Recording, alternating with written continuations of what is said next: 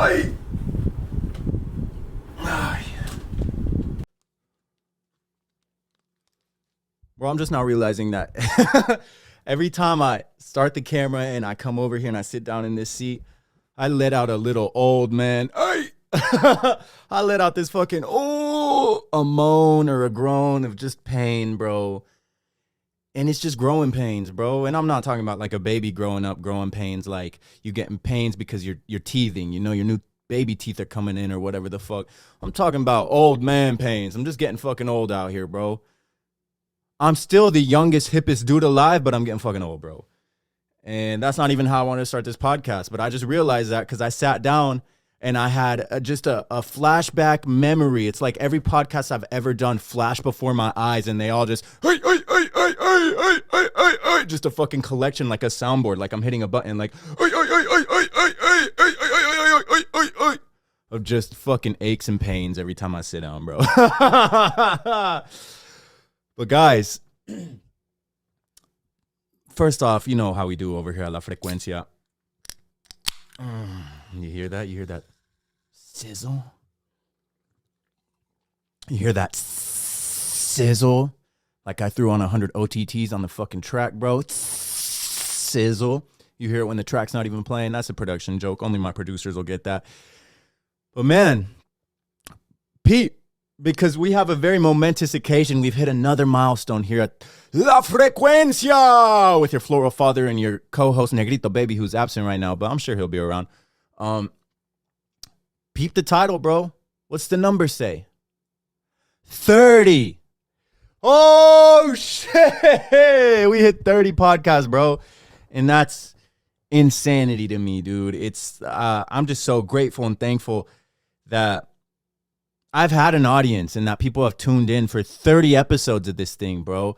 And I'm happy to be putting these things on. And this is not about me, bro. This is not about the frequency, although it is a big milestone for the podcast itself, 30 episodes. This is about you guys, bro. Huge shout out and thanks and love and admiration and just so much good energy for all of you guys that keep this show running, bro. For all of you guys that constantly tune in and let me know that you're an avid listener. You DM me, tell me you liked an episode. You DM me, tell me you can relate to something. Just to everybody that tunes in, whether you're watching, you're listening, bro. I'm so grateful and eternally thankful for all of you, man. Thank you for sticking along for the ride for 30 whole episodes, bro. It truly is incredible. And that's a big milestone, dude. Every time we hit these 10-digit milestones, like 10 episodes, 20 episodes, 30 episodes, I just get this feeling of like, this feeling of gratitude is really all it is, bro. You know, I as much as I want to pat myself on the back, I get this feeling of just like love that I get to do this and that you guys are tuning in, man. So I know there should be a bigger celebration, bro. I should have a fucking like marching band of something, just ba ba ba da ba, and everyone's dressed up as Negrito Baby, ba ba ba da ba, like mascot outfits, like a Mickey Mouse outfit, but it's a Negrito Baby outfit. Ba ba ba da ba ba ba ba ba ba ba. We hit 30 episodes of the Frequency podcast. We hit 30 episodes of the Frequency podcast. But we ain't got none of that, bro. We ain't got none of that because I want to keep it sincere and I want to keep it real with y'all. Thank you. Thank you, man. You know what that is, bro. You know what? In reality, 30 episodes of this is really just, that's fucking God's plan, bro. That's God's plan. That's Allah's proposal. That's Buddha's proposition, bro. That's the anointed one's playbook, dude. The anointed one. That's exotic is what that is, bro. But that's motherfucking God's plan, bro. And we going to keep it pushing. We going to keep it going. And there's going to be way more episodes of this thing. But for right now, bro, thank you. Thank you. Thank you. Mwah. Serious time for a sip of aha. But anyways, man, today I woke up, bro. I'm not going to lie. The last few days, I haven't been feeling like depressed or nothing. But like, I think it's just because I've been sleeping in a lot. I've just been feeling a little off, you know. And that happens to everybody. We all feel a little off sometimes. Still been feeling grateful. Still been feeling, you know, happy to be here, happy to be alive and stuff. But just a little off. You know, I've been stressing about a couple things here and there. You know, Christmas is around the corner, so like holiday gifts and stressing about a couple career things that are going on right now. You know, just a lot of dumb shit. But today, I woke up, bro, and I had to go get some stuff to make breakfast this morning because I was lacking a couple ingredients. So I was like, let me just do a quick run to Ralph's. And as I was driving to Ralph's, man, I was driving with my windows down, and I realized, fuck, bro, it is a beautiful day. And just the sun beaming on my arm as it was rested up on the window, just the fucking sunbeam that was hitting my arm made me feel 10 times better, bro. Just being outside and getting to experience and live in this beautiful day. I was like, God damn. God damn. God damn. I parked at Ralph's, bro. I got out of my car and I said, God damn. This shit is nice. This shit is nice today. I yelled it just like that, bro. Everybody in the parking lot looked at me like, ay, está loco. This man's crazy. This man's crazy. Little mothers were like pulling their children closer to them. Don't look at that man, sweetie. He's crazy. Don't look at that man, sweetie. He's crazy. And I was just there like, God damn. This shit is nice. It was a beautiful day, bro. As the sun was hitting me, I wanted to take my shirt off, bro. I wanted to take my fucking pants off. I would have gotten fucking fined for public indecency, public nudity, but I didn't give a fuck, bro. That's how nice it was outside. It was so nice that those same kids that the mothers were pulling, like, don't look at him, sweetie. He's crazy. He's a crazy one. Don't look in his direction. Those kids saw how grateful I was to just be experiencing this beautiful day that even they were like, God damn. This shit is nice. In their little fucking Mickey Mouse voices. They all, God damn, this shit is nice. It's beautiful outside. And their mothers were like, what did you say? Where did you learn to speak like that? Their mothers were pissed, bro. But I was radiating that positive energy on everybody else, man. And I don't really know where I was going with that story, but that's how I felt today, bro. And it's just a beautiful day, bro. It's a beautiful day. And this is some shit I have written down in my notes, bro, so I'm just gonna roll with it. Those kids yelled, instead of saying, God damn, this shit is nice, they yelled, God damn, this shit do be nice. They said, damn, this shit do be nice, bro. Because that's how kids talk nowadays, man. I went to a stand-up show the other day, and Trevor Wallace was one of the performers, and he had this bit about his landlord being younger than him. And he talks about how his washing machine broke down, bro, and his what's that shit? The dishwasher breaks down, and he texts his landlord, "Hey man, my dishwasher's broken." And the landlord, the young landlord, just texted back like, "It do be doing that sometimes." And I thought that was hilarious, and that's really how kids be talking nowadays, bro. Instead of, "Damn, this shit is nice," kids would be like, "Damn, it do be nice. It do be nice. Indubitably, it's nice." And nowadays, me and Coco had a joke where instead of "it is what it is," kids will just be like, "It be what it be. It be what it be, my brother. It be what it be. It is what it is." No, out of the "it is what it is" equals "it be what it be." And I swear to God means nowadays on God. On God, bro. I swear to God means on God. And talking about on God, bro, my girl told me the other day, we went out to eat sushi with one of her friends, her like best friend. And this guy said to her later on after we all had sushi, he was like, it's funny when like Esteban says stuff that like we would say. And she's like, why? And it's like, because he's like older. So like he'll say things that we say, but it just doesn't hit the same. And she was like, what do you mean? He's like when he says on God, it just doesn't sound like when we say on God. And it made me think like, what? How old do these youngins think I am, bro, on God?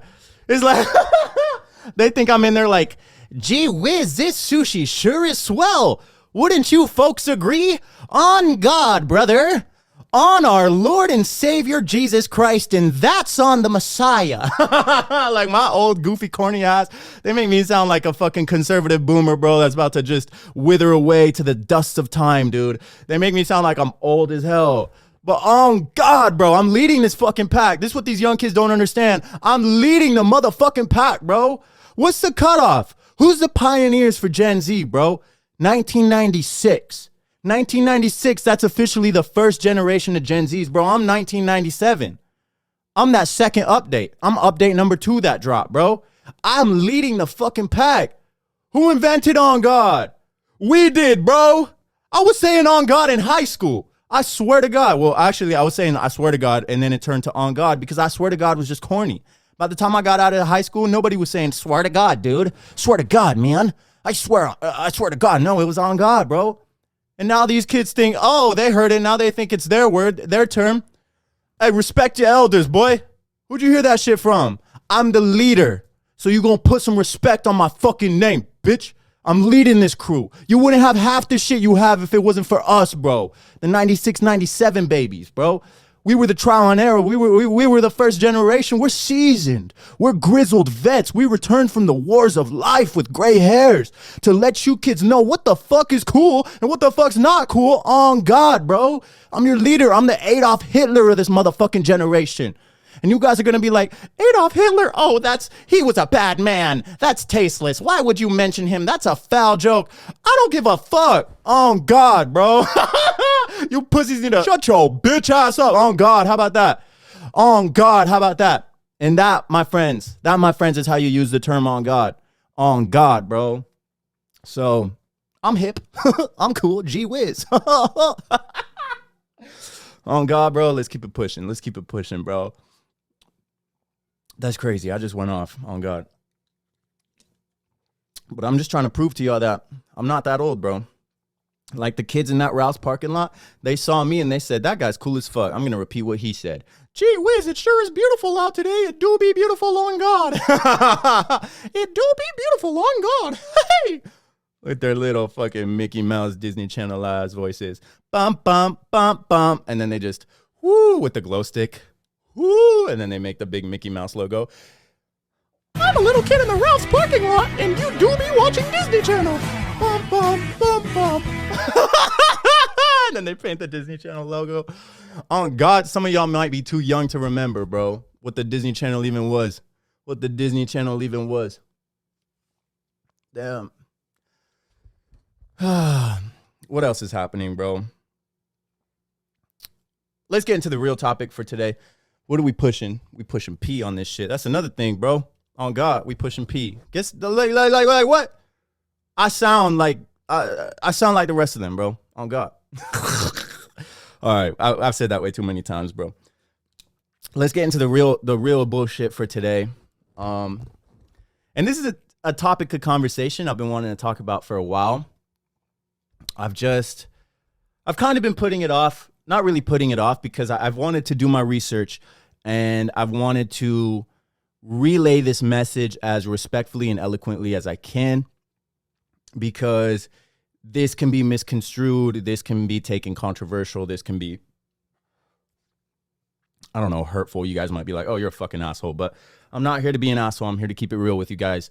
And this is kind of the epidemic of loneliness that is in today's society. In this podcast episode, I'm mainly going to touch on men and young men in particular, the loneliness epidemic that's happening with them, the incel kind of uprising that's going on right now. And I'll kind of talk about the role that women play in this, but it's mainly going to be about men. And I kind of got this idea when I was hanging out with, honestly, it's a friend of mine. I wouldn't say like best friend. I don't hang out with this kid. I don't really talk to him that much, but he was a work coworker that I would just like talk to when we were around. And then we both got cast in a music video. It wasn't like through my agent or anything. It was a buddy from work, same job, was like, hey, I'm shooting a music video. It wasn't even for me, bro. It wasn't even a music video for me. Literally, I just wanted to be a good friend and help out in this video. In this video. And he was like, do you want to be an actor in this video for my friend's band? And I was like, yeah, sure, man. So I pull up and literally I'm the first one there. And then this kid pulls up and we're just going to call him Hogarth. Young Ho. Lil Ho. No, I'm kidding. We'll call him Hogarth. Hogarth pulls up and I was like, oh, Hogarth, what's up? Because I didn't work there anymore. I was hyped to see him. I was like, what's up, bro? How you been? And he's like, hey, man, it's good to see you. And I was like, you're in this video too? And he's like, yeah, man. And I was excited to see him, bro. And then the rest of the cast starts pulling up, and it's just guys that I used to work with. But the thing about Hogarth is when I met him, which was like 2 years back, he was picking up trash at the place we worked at, which there's nothing wrong with that. That's a wholesome, humble job.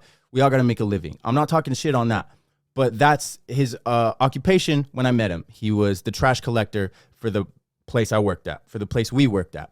And then when I met him again, a year or 2 years later, I was like, what's up, bro? What have you been up to? You still working the same job? And he's like, yeah, man, still just collecting trash. And I was like, you ever thought about doing anything else? Like, that company's so big. There's so many other positions, bro. And it's a fun company. I was like, you could do anything, man. You ever thought about doing anything else? And he's like, why would I want to do anything else? And I just kind of stood there letting him finish his sentence. And he's like, why would I want to do anything else? He's like, it's an easy job. I barely have to do anything. I just collect trash like every hour, and then I get to go home. And I was like, yeah, but don't you want to like move up, get in a position that maybe pays a little more, so then you can, like, I don't know, you could move out. You could buy nicer things if that's what you so choose. You could just have more opportunities with a higher amount of income, a more fulfilling job, you know?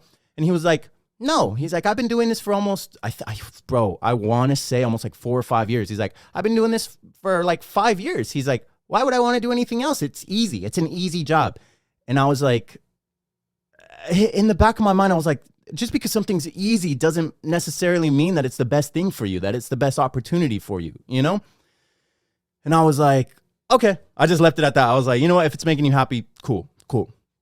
Now, a little thing about my friend Hogarth is he's been working that job for 5 years, and I would meet him because he would come and take out the trash in my break space. And in my break space, it was really nice. There was like a Nintendo Switch and stuff, and he would just jump on, and he was fucking cracked, bro. He was so good at Super Smash Bros. He would come in, whip everyone's ass, take the trash out, and leave. And that was my relationship with him. But my friend Hogarth, that's kind of his whole aesthetic. That's kind of who he is. He's this overweight, shy, kind of nerdy guy, the big, thick, stereotypical glasses, who just plays video games all day, bro. And it's like, it hurt me because he's such a nice guy. And I'm like, I want the world to see that. That what you portray to like me and the homies is like, I want you to portray that to everyone else. But to everyone else, he's like this shy, timid, closed off, reserved, afraid to talk to people, lacking any sort of like social skills kind of guy. And that sucks because deep down inside, when you peel the layers back and you get to know him, he's a fucking cool guy, man. He was nice, at least to me, man. So when I look at guys like that, I want the best for them, man. And that's what this podcast is about. This is a self-improvement podcast about creating the reality you see and becoming the best version of yourself. And there was just a lot of things as that shoot progressed. I kept kind of like asking him, and I wanted to know more about him, because I was like, what else do you do? Like, there's got to be something that you're passionate about. There's got to be a drive. There's got to be an ambition. There's got to be something. So I remember when we were on break for this music video shoot, I asked him, I was like, so what else has been happening, man? I was like, besides the job, besides all that, I was like, any fun hobbies, any passion projects, you doing anything? And he was like, you know, man, not really. And I was like, really? And then he said some shit that I almost broke down, started crying, bro. This shit made my heartstrings just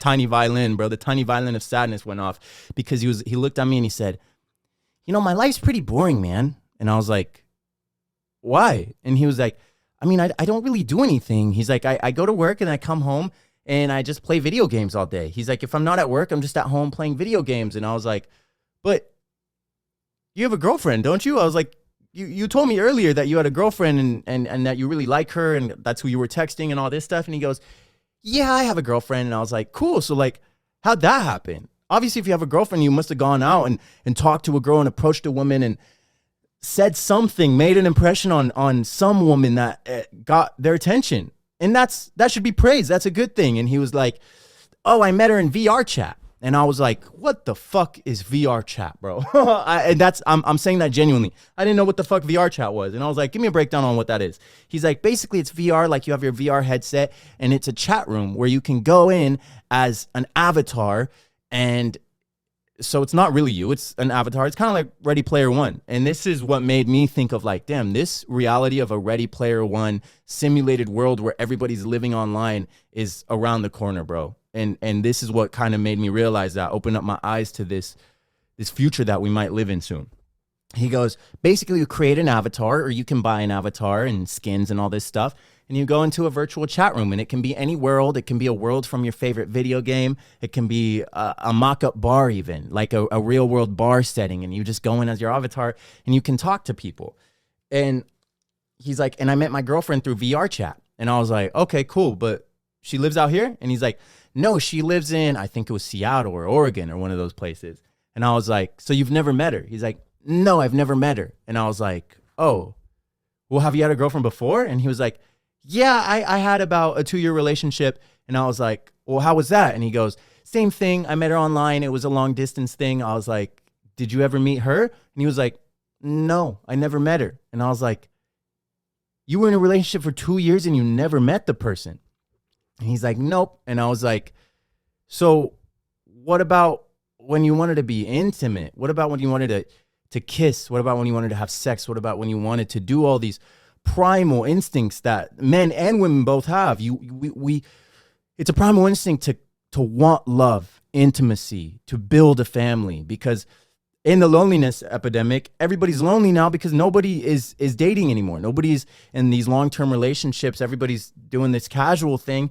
And so nobody's starting a family. And it's like, if you really want to solve your loneliness, it's your tribe. And your tribe starts with the family you choose, the mate you select, the family you start, you know? The best way to not be lonely is to have an amazing family. But a lot of people aren't even having families anymore, bro. Everybody's fucking single nowadays, you know? That's kind of a different topic. That's kind of off topic. But I was talking to my boy, and he's like, yeah, I never met her in a 2-year relationship. And I was like, so what about when you wanted intimacy? And this might be TMI, but he told me, he's like, oh, I have like this sex toy that you're supposed to use with your partner, and it's like Bluetooth and enabled. So basically I hit a button and say the vibrators in my girl's panties, it'll start going off, and it's supposed to be like an intimate thing. Like I control the sensation that my partner's having through this sex toy. And I was like, oh, so you like sent her one or you did something like that? He's like, nah, I would just talk to her and use it on myself. And I was like, oh, brother. Oh, brother. I felt bad, man. And I told him, I was like, bro, we gonna get you some bitches, pretty much. That's what I told him. And he kind of snickered, and he's like, I don't really want any. And I was like, why? And he's like, because I have a girlfriend. And I was like, yeah, but you've never met this girl.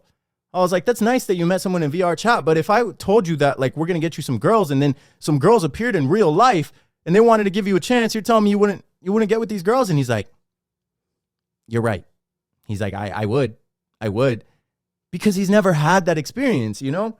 And just the more I found out about this guy, the more I was like, this is a real problem that's happening in the world, bro. Is men that are feeling alone, that aren't putting in the work to elevate themselves because it's more comfortable to go online and present a facade, present a mask, present an avatar of someone that's not really you. He showed me his avatar, and of course it's this fucking shredded, sick, anime-looking cunt with long hair, bro. It's like shredded anime cunt. Everybody that's in the gym is trying to look like a shredded anime cunt, but they're putting in the hard work to look like that in real life, because that's where it all matters in the game of life. This dude's putting in no work, bought an avatar to be a shredded cunt. What people are working for in the real world just bought that, and is presenting himself as that to a million other people that are presenting themselves as something that's not really them online. A false avatar, a mask, a persona almost, which is a lot of what people do on social media in general in the real world. But this just, like, this concept blew my mind, bro. And like I said, I want to talk about this topic respectfully, but the more I look into it, the more I realize this is a real thing that's happening, man, with my buddy. And then if you look online, bro, it's 25, more than a quarter of the male population under 30. It was actually 27%. 27% of men under 30 claim to have never had sex in their life. That's more than a quarter of the male population that's out there right now in this day and age, under 30, claim to have never had sex in their life, bro. claim to have never had sex in their life. And if you just do a number above that, I bet you it probably goes up to 50, 75% of men under 30 that have claimed to have had sex or some sexual encounter, maybe once, twice in their life, bro. Once or twice in their life, bro.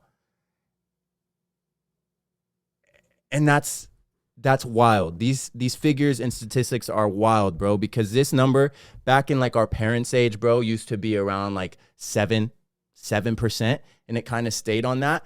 But in the last few years, really since the rise of social media and platforms like OnlyFans and Fansly's and all these pornographic platforms on the rise, also the rapid and massive consumption of internet porn also has something to do with this. But like that number spiked in the last 3, 4, 5 years, bro, to when it went from like 7% to 27%.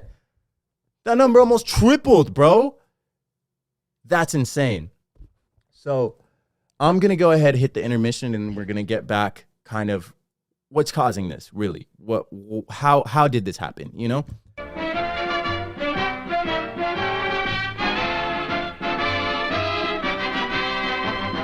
So I want to touch on this real quick on the topic of OnlyFans and all this stuff. There's obviously a loneliness epidemic between men, or amongst men, I should say. And I feel like a lot of women obviously are going to capitalize on this because they see this as an outlet that they can monetize through their bodies or through what men crave, and that's intimacy, love, and relationships. Those are all three beautiful things that every human needs. That's a primal need. And now when men aren't getting it, that's a market that women can tap into. So you have the barista from down the street at Starbucks who started an OnlyFans and is pretending there's an actual niche online on the internet that's pretty much virtual girlfriend. So these guys will subscribe to these women's OnlyFans to get attention from a woman. For a woman to be like, oh, hey, baby, to call them baby, to pretend to be their girlfriends. I don't know exactly how it all works because I have a fucking girlfriend in real life, bro. I'm not subscribing or paying for any of these things. I'm not going to do that level of research to buy into one of these things.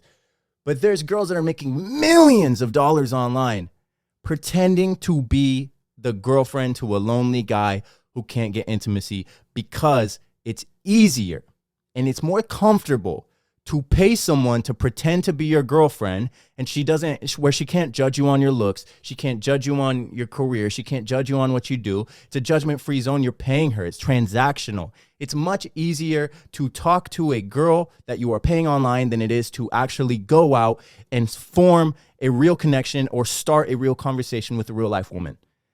It's easier and more comfortable to stay at home, to be behind the screen, to be behind the facade of an avatar, to not put your true self out there because you are afraid that your true self isn't going to be good enough.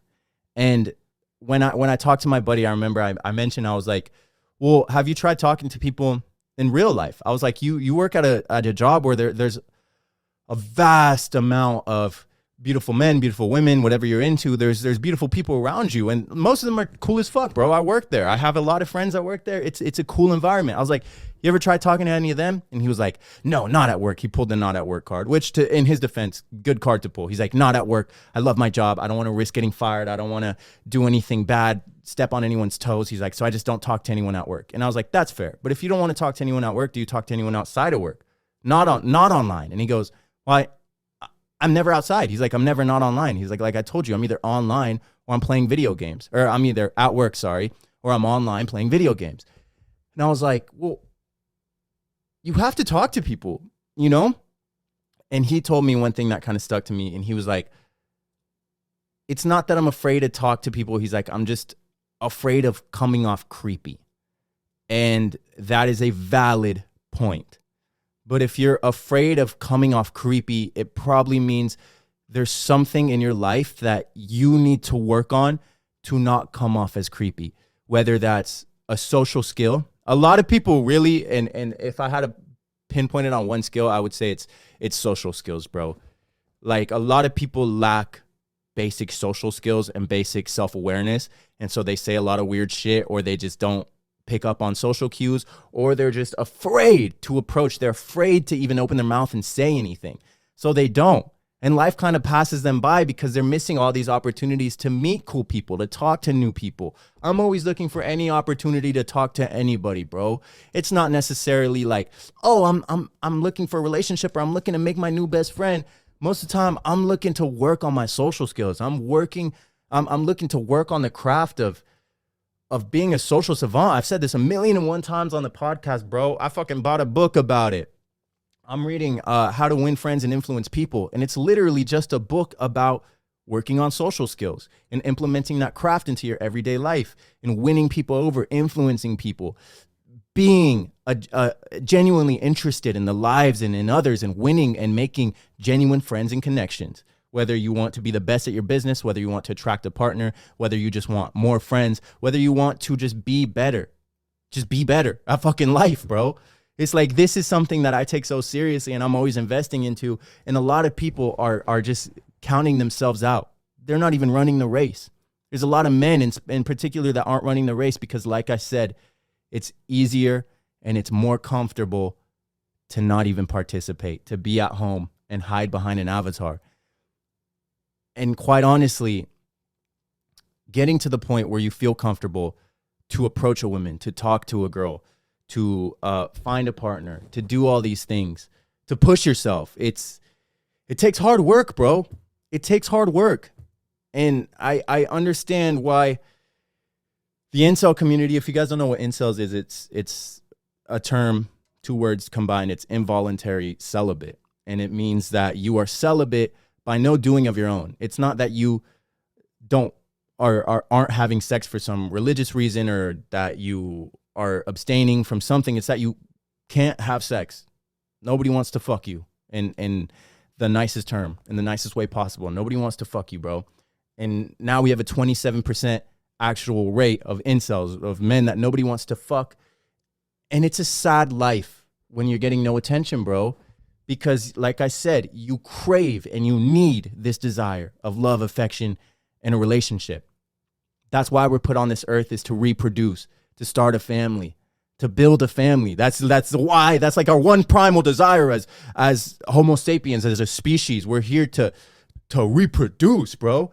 And when that one key element of life is not even a thought for you because it's being revoked for you, you have to do something to change that, and it takes work, man. At one point in my life, I'll be honest, I was a fucking incel. Bro. And it's because I had this complex that, like, women and sex should be just like given to me. Like, why don't more girls want me? Why am I not getting as many girls as I think I should? And I would go through like months and months of no sex, and I'd just be like, oh, I'm like, whatever, it's not me. Like, I could get girls whenever I wanted, but realistically it was me because I wasn't doing anything, bro. I was a skinny fucking kid. I had long hair. I just went to my job, bro. I would go home. I would drink, like binge drink. And then I would sit on the couch drunk, start playing video games. And then I'd be like, what else can I do? I'm kind of bored. Ooh, I'm feeling kind of frisky. And then I'd go to my room and jack off. And then I'd be getting all these like instant dopamine hits and rushes.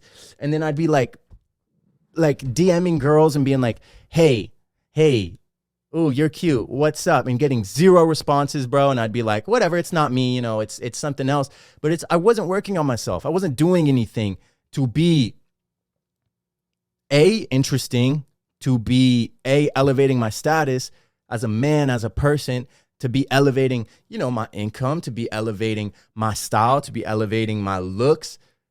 I wasn't doing anything, man, because that shit was hard work. And I thought to myself, I've always been a cute kid. I've always been pretty handsome. So like that stuff's just going to come to me. It's easy. That stuff's just going to come. But the sad truth is, in today's society, bro, it's not enough to just be handsome anymore, man. It's really not enough to be handsome. Being handsome helps, but it's not going to get you anywhere near the life that you want, bro. If you see yourself making millions, if you see yourself, if this is what you want, being with an infinite amount of abundance when it comes to women, being able to sleep with whoever you want or date whoever you want, the highest tier caliber of models, women, whatever, it's not enough to just be handsome, dude. You have to put in the work. because there's always going to be a guy that's more shredded than you. There's going to be a guy that's making more money than you. There's going to be a guy that's making more followers, has more followers than you. There's going to be a guy that's kicking ass in life way more than you ever have, and I'm not going to say ever will, because you have to work to get there, bro. And the more you increase your sexual market value, which is a term a lot of people hate, but I'm just going to fucking say it. It's true, bro. The more you increase your sexual market value, the less creepy you get, the more women you start to attract, bro. In that time where I was a fucking incel and I was like, this was kind of like during the pandemic, and obviously it was the pandemic. There wasn't a lot of social engagement. So a lot of people felt lonely, but I felt lonely, and I went through a dry spell of like a handful of months, bro, a handful of months. And I got to a point where I was like, I'm fucking tired of this, man. I'm tired of this.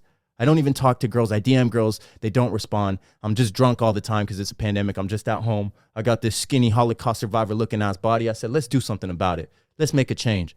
So that's when I got into the gym. Was like January of 2021. I started taking the gym seriously. I changed my mindset. I started elevating myself. I started working on music. I started doing all the right things. And that's when I got my first girlfriend, bro. And I've told that story a million times on here, but it's like, once I got that first girlfriend, I stopped doing all the work, bro. I stopped doing all the work, and that relationship crumbled. And now I'm in a new relationship, new loving, healthy relationship. And I'm not comfortable. I'm not in my relationship like, oh, I'm in a relationship. I can let myself go. I can start binge drinking again. I can do all these things that made me sad, depressed, and most of all, made me lonely, bro. Because I was a part of this epidemic. I know what it's like, bro. I know what it's like, and I'm here telling you guys, the keys to get yourself out of this are simple, but they come with hard work. It's not going to be handed to you. But like all good things in life, like anything worthwhile in life, it's not going to get fucking handed to you, bro. Rome wasn't built overnight. This is years of dedication, of discipline, of cutting out cutting out the instant gratification, of doing the hard work. This is years of doing the stuff that you know is what's going to get you there. You're just too fucking lazy, or there's just some sort of chemical imbalance in your brain, bro, that is keeping you from doing it, bro. But you have to be stronger than your mental, because your thoughts are not you. Your mental is not you. You control your mind, your body, and your soul. You guide those. You are the captain of that ship.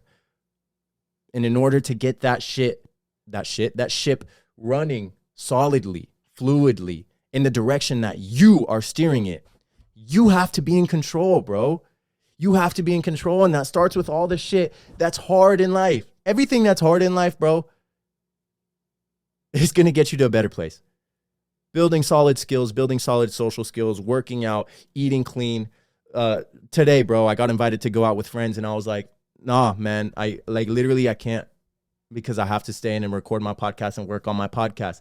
I treat this shit like it's a fucking job, bro. I treat this shit like it's life or death, man. I'm not gonna skimp out or half-ass things that are getting me personally to the next level, that I feel like I'm putting a dent into the universe, you know?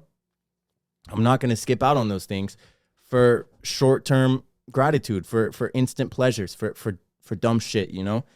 And like I was talking about with the chemical imbalance, bro, that there's this statistic where it said 1 in 4 of every suicides is a woman. And this was some like women's blog or like women's right activist group that was talking about this. They were like, 1 in 4 of every suicides is a woman. We have to watch out for our mental health. Women, we have to watch out for each other. But I was like, that's kind of a fucked up statistic, because if you flip that, that's 3 in 4 of every suicide is a man, bro. Men are killing themselves in rapid numbers. And when you think about it, why are men killing themselves? A lot of men aren't even getting their basic human needs met, bro. A lot of men are fucking lacking, like the theme of this podcast, love, intimacy, and relationships, bro. They're out of the picture. It's like 80% of women are going for the same fucking dudes, bro. And that means if 80% of the women are going for, like, let's say 10% of the top dudes, 80% of men 90% of men aren't getting anything. They're picking up the crumbs. They're picking up the scraps, bro. And I don't want you to be the fucking bottom feeder. I don't want you to be the guy picking up the scraps. If you're listening to this podcast, you want better for yourself. You want better for your life. And I want better for you, bro. I want you to live your dreams. I want you to find the love of your life, bro. If that's what you want, if you want the love of your life, you want to settle down, you want to get married, I want you to find the best option for you. Not the first option or the only option that comes around, bro. I want you to have an abundance of people to pick from so you can pick the best candidate. So you can pick the best person for you. The person with all the qualities you envision in a partner, but that person's not even going to come along. That person's not even going to give you a chance if you don't work on yourself, bro. And I like to surround myself with men that are working on themselves, men that have purpose, have drive, have ambition.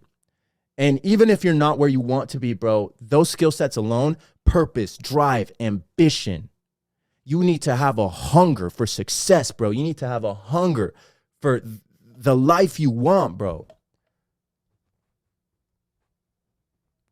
Or else you're not going to build that life, man. Someone else is that person that I was just talking about, that best partner for you that I was telling you, is not even going to give you the light of the day, and she's going to go fuck someone else, dude. She's going to fuck someone else. She's going to marry someone else. She's going to get played by someone else, bro, because you were too much of a pussy to go talk to her. You were too much of a fucking pussy to work on yourself. You were too much of a pussy to do the hard work, bro, and now someone's fucking your wife. That's not my words, bro. There's this amazing YouTuber, Hamza, and he said that in one of his videos, and I was like, that's a crazy way to put it, my boy, but that's why I love him, bro. He's so unfiltered. He doesn't give a fuck. He keeps it real with you. And that's kind of what I want to do on this podcast, man. I'm here to keep it real with you, bro. And like I said, I'm trying to tackle this topic respectfully, but over the course of the last couple of years, that's just the reality and the dark truth of our society and of our generation is men are so weak nowadays that they're not even competing. 80% of the men under you, bro, are not even competing. When I go to the gym and I see all the other buff guys, those are the dudes I'm competing with. Those are dudes that still have skin in the game, still have something that they're trying to work on, or still have at least one good quality, one redeeming, beneficial, healthy characteristic of elevating themselves, bro. And it's crazy because you don't even have to be the most attractive guy. Everyone thinks like, oh, if you're attractive, that's all it takes. Like I said, no. But even if you're not the most attractive guy and you go to the gym and you build a crazy body, you know how many times I'm in the gym, bro, and I see fucking shredded cunt. Not conventionally attractive in the face, but just fucking shredded cunt. And I'm like, that guy fucks. That's a sexy man right there, bro. That guy for sure fucks. Because he put in the work, bro. Now say that guy gets out of the gym, he goes home, he starts working on his little fucking entrepreneurship, little job. Outside of his 9 to 5, he's got a side hustle that he's building a business. He's working on a passion project. He's passionate about something. He has drive about something else besides what's paying the bills. Or maybe he's made it to the point where that passion is paying the bills, bro. That ambition has started to become his career path. He is paying the bills with that. That's great. That's attractive. It doesn't take a lot to be attractive, but the first thing you have to do is fucking try, bro. Clean yourself up. A skincare routine. Like literally do one small thing for yourself a day that you know is going to elevate your attractiveness. For me personally, it's go to the gym. I have a nightly skincare routine. I shower.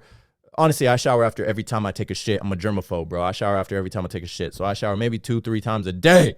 But I'm always clean. I never stank. I make sure I never stank, bro. I work on my social skills so I can talk to anybody. Fearlessly, ruthlessly, start a conversation, pick up, talk about anything, not sit in my head, not sit in my own fucking mind like, oh, what if it's awkward? What if there's silence? What if I don't know what to say? I don't give a fuck. I'm gonna start a conversation, say anything, because saying anything is better than doing nothing. Doing anything is better than doing nothing. And believing in yourself and doing the work is better than just sitting on your ass and counting yourself out. For my friend who only goes to work and then comes home and is playing video games all day, I want more for him.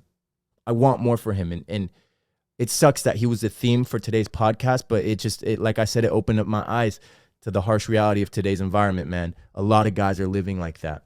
And a lot of guys aren't getting their needs met. And when that happens, bro, when you have a guy who's fucking sexless for years, say he's like 25, 24 years of his life, that's when you see these fucking psychopaths, bro.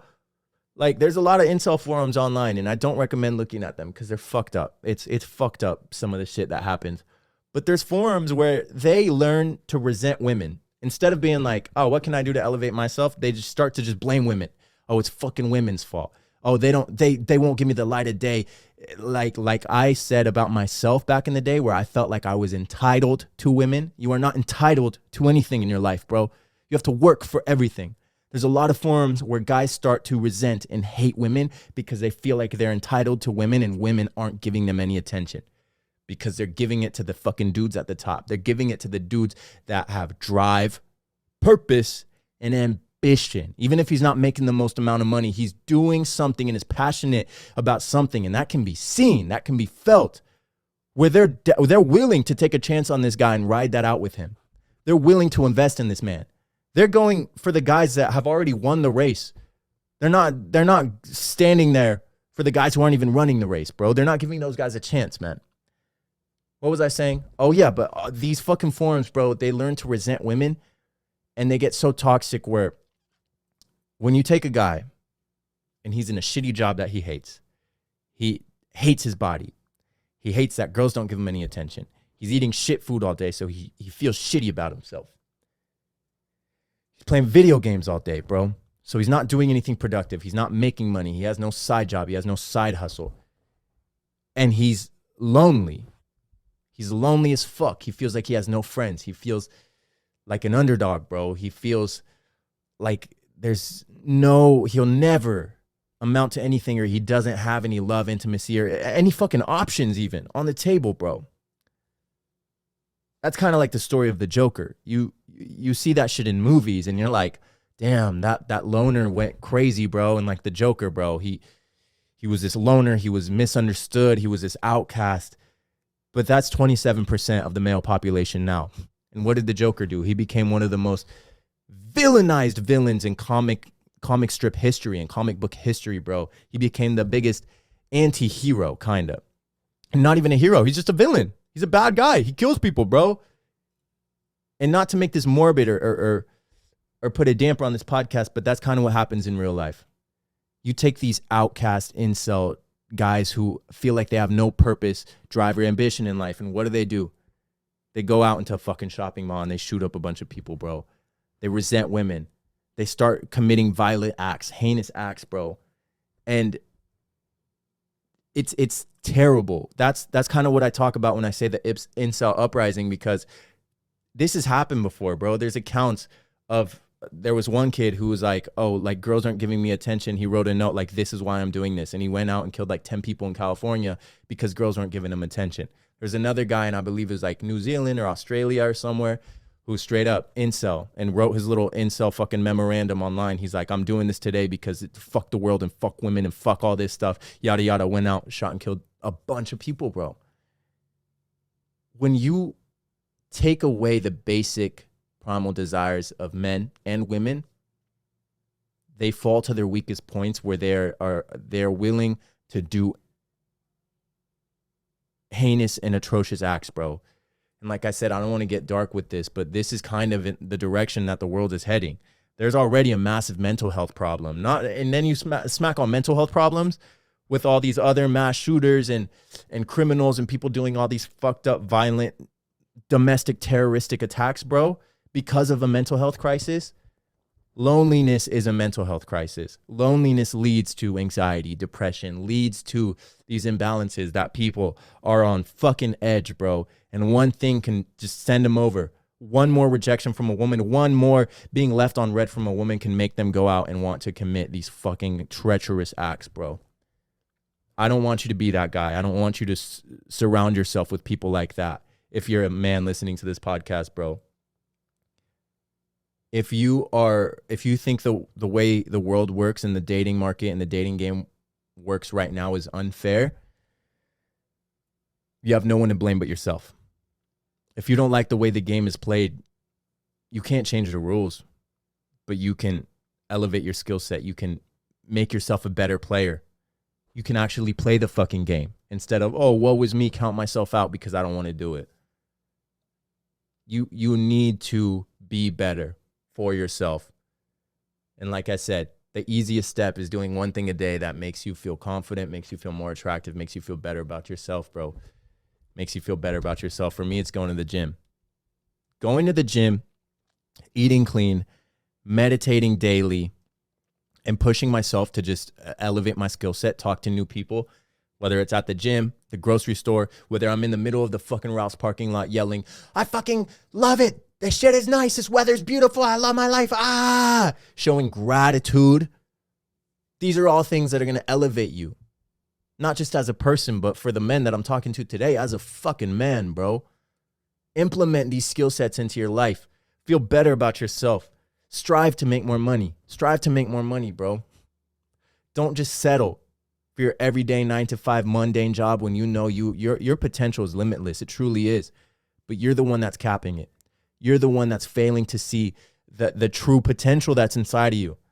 You're not tapping into that vast well of success and ambition and everything you could ever want. You're not tapping into it. You're capping it. You are cutting it off, and you are cutting off your own resources. But it's inside of you. You just have to dig deep, and you got to fucking want that shit, bro. And like I said, every time I do one of these podcasts, I try to spit nuggets for you guys, but at the same time, I'm kind of talking to myself. On days where I fall off and I feel like I haven't done enough, like I haven't been productive, like my time management has been shit. Like the whole day passed me and I didn't achieve nearly as many of the things as I set out because I didn't really have a plan for the day.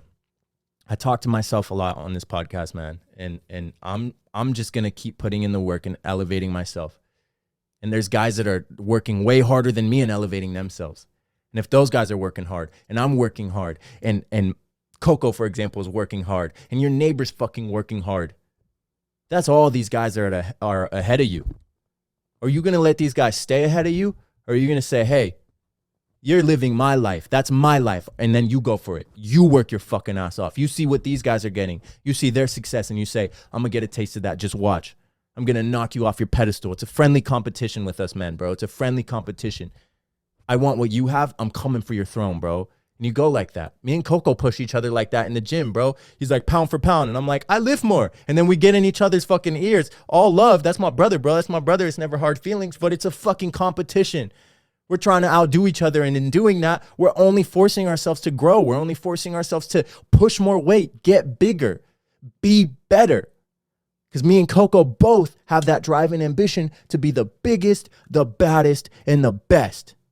And that's what we do here, man. And that's what I want for all of you.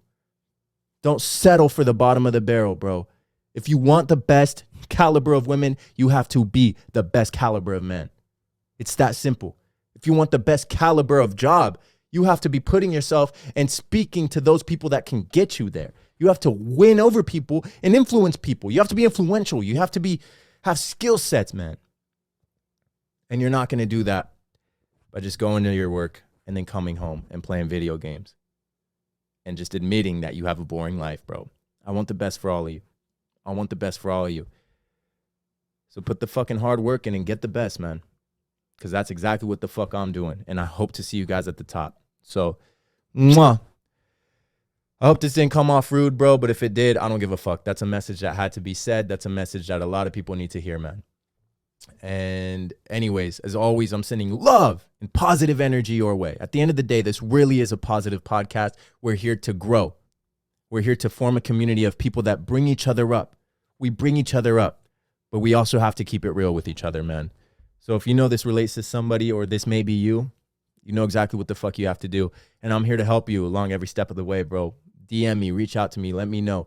I'm going to try to help because I kind of want to be like, I want to help people's lives. I want to be like the big brother to the younger generation, to the Gen Z that's laughing at me for the way I say on God. I want to be the big brother to them. Let them know what they can do to get into a better position in life. And I just kind of want to be, of course, entertaining, but I want to help people, man. So, mwah. I'll see you guys on the next one. Mwah. I love you a lot. Peace.